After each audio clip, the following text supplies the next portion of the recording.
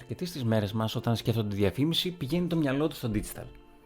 Impressions, clicks, reach, influencers.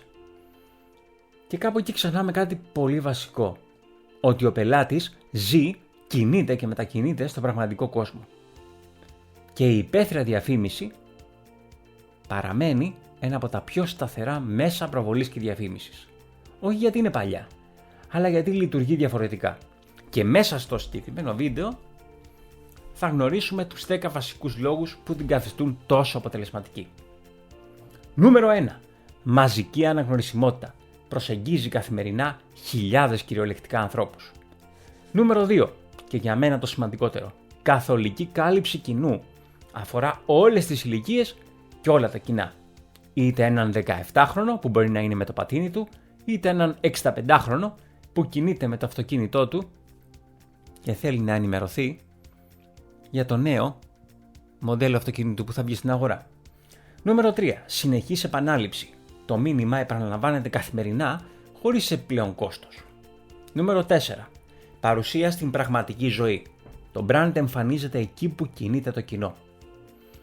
Νούμερο 5. Στοχευμένη γεωγραφική προβολή. Επιλέγουμε συγκεκριμένα σημεία ενδιαφέροντος ή τοπικά μέσα.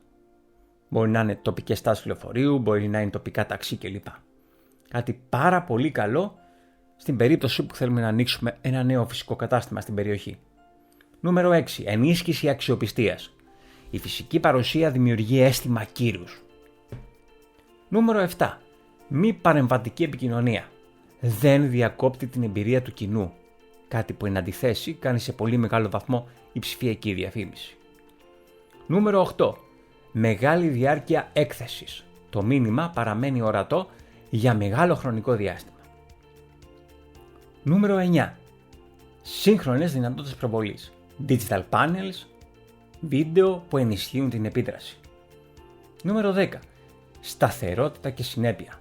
Το brand διατηρεί συνεχή παρουσία στον χρόνο. Και κάπου εδώ έρχεται το σημαντικό.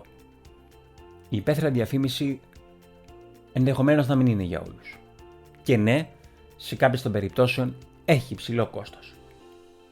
Όμως έχει πολύ σημαντική επίδραση και αντέχει πραγματικά στην στιγμή. Και έχει σημασία να διαφημίζεσαι στη στιγμή, στην καθημερινότητα και στη ζωή των πελατών σου.